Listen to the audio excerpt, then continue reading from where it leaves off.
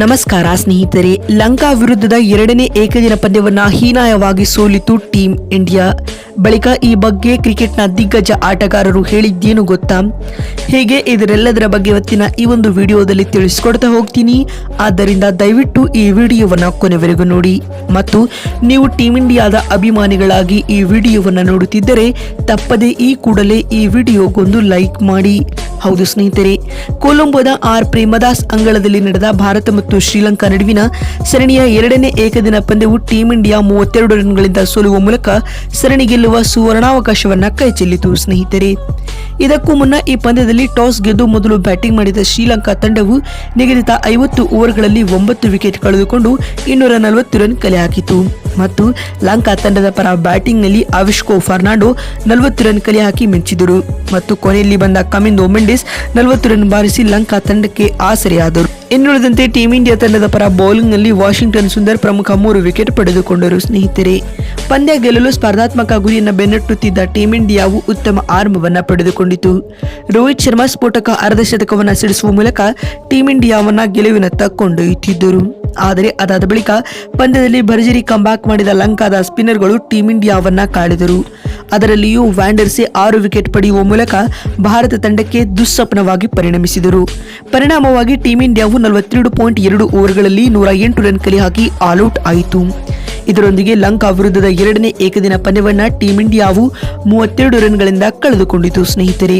ಮತ್ತು team India ತಂಡದ ಪರ ಕೊನೆಯವರೆಗೂ ಹೋರಾಟ ನಡೆಸಿದ ಅಕ್ಷರ್ ಪಟೇಲ್ 44 ರನ್ ಬಾರಿಸಿ ಮಿಂಚಿದರು ಸ್ನೇಹಿತರೆ. ಮತ್ತು ಲಂಕಾ ತಂಡದ ಪರ ಬೌಲಿಂಗ್ ನಲ್ಲಿ ವ್ಯಾಂಡರ್ಸೆ 6 ವಿಕೆಟ್ ಪಡೆದುಕೊಂಡರು ಸ್ನೇಹಿತರೆ.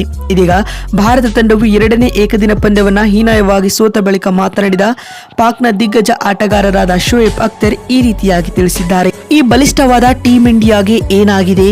ಶ್ರೀಲಂಕಾನಂತಹ ಸಣ್ಣ ತಂಡದ ವಿರುದ್ಧವೂ ಕೂಡ ಇವರು ಪಂದ್ಯವನ್ನ ಸೋಲುತ್ತಿದ್ದಾರೆ. ಮೊದಲ ODI ಪಂದ್ಯದಲ್ಲಿಯೂ ಕೂಡ ಟಾರ್ಗೆಟ್ ಅಷ್ಟೇನು ಟಫ್ ಆಗಿರಲಿಲ್ಲ, ಆದರೆ ಅವರು ಅದನ್ನ ಟೈ ಮಾಡಿಕೊಂಡರು. ಮತ್ತು ಇದೀಗ ಎರಡನೇ ಏಕದಿನ ಪಂದ್ಯದಲ್ಲಿಯೂ ಕೂಡ ಟಾರ್ಗೆಟ್ ಸಣ್ಣದಾಗಿತ್ತು, ಆದರೆ ಇವರು ಅದನ್ನ ಕೂಡ ಚೇಸ್ ಮಾಡಲಿಲ್ಲ. ಇವರು ಬಹಳ ಕೆಟ್ಟದಾದ ಕ್ರಿಕೆಟ್ ಅನ್ನ ಆಡುತ್ತಿದ್ದಾರೆ. ವ್ಯಾಂಡರ್ಸೆ ಅವರು ಭಾರತ ತಂಡಕ್ಕೆ ಕಂಟಕವಾದರು ಎಂದು ಶೋಯಬ್ ಅಖ್ತರ್ ತಿಳಿಸಿದ್ದಾರೆ. ಮತ್ತು ಮಾತು ಮುಂದುವರೆಸಿದ ಅವರು ವಿಶ್ವ ಚಾಂಪಿಯನ್ ಆದ ಟೀಂ ಇಂಡಿಯಾಗೆ ಇದು ತೀವ್ರ ಮುಖಭಂಗದ ಸೋಲಾಗಿದೆ ಎಂದು ತಿಳಿಸಿದ್ದಾರೆ. ಮತ್ತು ಮಾತು ಮುಂದುವರೆಸಿದ ಅವರು ಐ ಹೋಪ್ ನೆಕ್ಸ್ಟ್ ಪಂದ್ಯದಲ್ಲಿ ಟೀಂ ಇಂಡಿಯಾವು ಕಮ್ ಬ್ಯಾಕ್ ಮಾಡಲಿ ಎಂದು ಆಶಿಸುತ್ತೇನೆ ಎಂದು ಶೋಯಬ್ ಅಖ್ತರ್ ಹೇಳಿದ್ದಾರೆ. ಮತ್ತು ಇದಾದ ಬಳಿಕ ಮಾತನಾಡಿದ ಪಾಕ್ನ ಇನ್ನೋರ್ವ ದಿಗ್ಗಜ ಆಟಗಾರರಾದ ವಾಸಿಂ ಅಕ್ರಮ್ ಈ ರೀತಿಯಾಗಿ ತಿಳಿಸಿದ್ದಾರೆ. ಎರಡನೇ ಏಕದಿನ ಪಂದ್ಯದಲ್ಲಿ ಭಾರತೀಯ ಬ್ಯಾಟ್ಸ್ಮನ್ಗಳು ತೀರಾ ಕಳಪೆ ಪ್ರದರ್ಶನವನ್ನ ನೀಡಿದ್ದಾರೆ.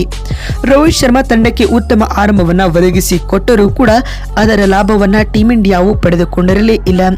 ತಂಡದ ಮಿಡಲ್ ಆರ್ಡರ್ ಬ್ಯಾಟ್ಸ್ಮನ್ಗಳ ಕಡೆಯಿಂದ ನಿರೀಕ್ಷಿತ ಪ್ರದರ್ಶನ ಮೂಡಿ ಬಂದಿಲ್ಲ. ರೋಹಿತ್ ಶರ್ಮಾ ಔಟ್ ಆದ ಕೂಡಲೇ ಟೀಂ ಇಂಡಿಯಾವು ಆಘಾತಕ್ಕೆ ಒಳಗಾಯಿತು.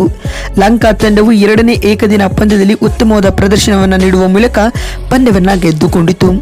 ಅಕ್ಷರ್ ಪಟೇಲ್ ಗೆಲುವಿಗಾಗಿ ಹೋರಾಟ ನಡೆಸಿದರಾದರೂ ಕೂಡ ಅದು ಅವರ ಗೆಲುವಿಗಾಗಿ ಸಹಾಯವಾಗಲಿಲ್ಲ ಎಂದು ವಾಸಿಂ ಅಕ್ರಮ್ ತಿಳಿಸಿದ್ದಾರೆ. ನೋಡಿದ್ರಲ್ಲ ಬಂಧುಗಳೇ, ಲಂಕಾ ವಿರುದ್ಧದ ಎರಡನೇ ಏಕದಿನ ಪಂದ್ಯವು ಟೀಂ ಇಂಡಿಯಾ ಸೋತ ಬಳಿಕ ಕ್ರಿಕೆಟ್ನ ದಿಗ್ಗಜ ಆಟಗಾರರು ಹೇಳಿದ್ದೇನು ಅಂತ ತಿಳಿಸಿಕೊಡುವ ನಮ್ಮ ಈ ಪ್ರಯತ್ನ ನಿಮಗೆ ಇಷ್ಟವಾಗಿದ್ದಲ್ಲಿ ತಪ್ಪದೆ ಈ ಕೂಡಲೇ ಈ ವಿಡಿಯೋಗೊಂದು ಲೈಕ್ ಮಾಡಿ. ಮತ್ತೊಂದು ವಿಡಿಯೋದಲ್ಲಿ ಸಿಗ್ತೀನಿ. ಅಲ್ಲಿವರೆಗೂ ನಮಸ್ಕಾರ.